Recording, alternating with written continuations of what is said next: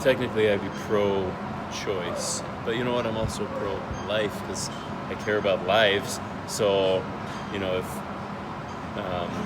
abortion is legal and people have a choice to do what's best for their life, you know what I mean? I think pro-life really misconstrues the debate because people can go around rampaging on their, religious high horse and say, I'm pro-life, so you're wrong because, look, I'm pro-life. You know what I mean? I'd say, are you pro-choice or anti-abortion?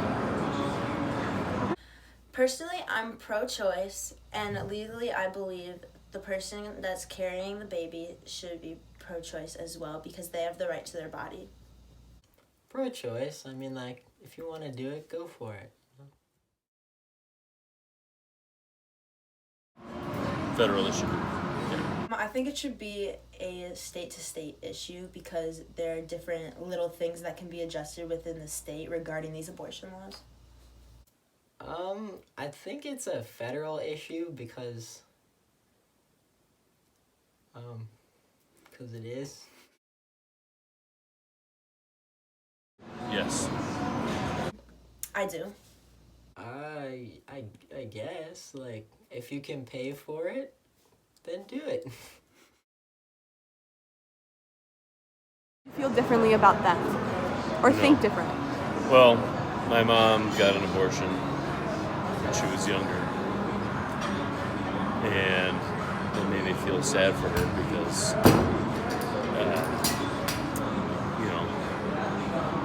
abortion is not, I've never gotten an abortion, obviously, but I can't imagine that it's something that's easy emotionally or physically, and it's something that would stick with you forever. It's something that you would always have trouble dealing with. I would not. No. Yes, and more people would die, of course. Sad. Yes, because I believe given financially, some people don't have a choice. Oh, of course. No, it's asinine and it hurts human lives. I feel like if you created policy based on whether or not it's hurting or helping human lives, we would have a much more progressive and, just a lot better government, state, local, federal. I do not think that's right. No, I do not think that's right. Yes. Yes. Yeah, definitely. I don't know. I mean, I think they should be funded. I don't think the onus should be on people who don't have health insurance or, have the inability to pay. I don't think money should restrict someone access, the lack of funds or the lack of insurance. At the same time, some states, of course, are much poorer than others. So I think federal funding makes sense to me. Yes. I guess. Maybe a little bit.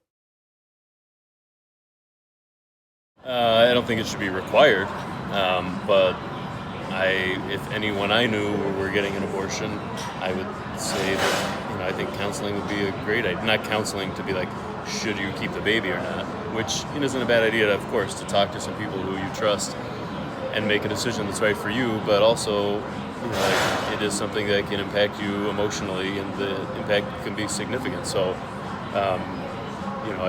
this shouldn't be like a punitive thing, like you have to hear the heartbeat of the baby before you can get an abortion. But I think it could be something that would be very helpful if offered in conjunction with an abortion as an option for people who want it. Yes. Yeah, definitely. No. No. No. No. So my initial response was shocking that would even be considered, and no. But I was like, I thought maybe you meant like public record, like who had gotten an abortion, which of course that would be ridiculous to me. But for statistical purposes, I think it's helpful to see, like, are interventions helping, if we're intervening to help prevent unwanted pregnancy, are these helping in preventing abortions also? Because while I do think women should always have the right to choose to have an abortion if they want one, it's also, no, I don't think we should try and limit unwanted pregnancies if we can. Yeah. So education, as we talked about earlier, sex ed, condoms, birth control, and making these things widely available and free would help. I think if it's for data collection purposes, then anonymously, or it should be the women's choice, basically. I think it should be the choice of the person that got the abortion. Insurance should cover it. And if you don't have insurance, well, everyone should have insurance. Should have, universal health care that should cover abortions, yes. Again, given financially, I think it should be what the woman's circumstance is. I don't know. I did not know the exact number, but I knew that it was, even just in America, it's like kind of a staggering number.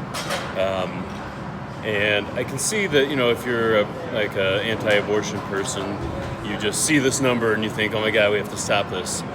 But I think that there's a failure to, be a little bit more proactive and say, like, well, people who might tend to be more anti-abortion are also people who might be more likely to refuse their children, or like more likely to have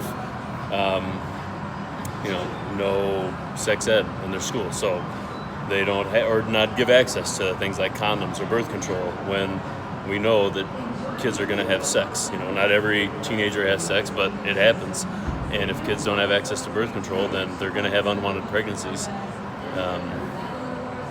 So I feel like they're kind of, the people who get so alarmed at these incredibly large numbers are doing themselves a disservice and the world a disservice when they try and stifle the dissemination of information and access to birth control. I did not. Interesting.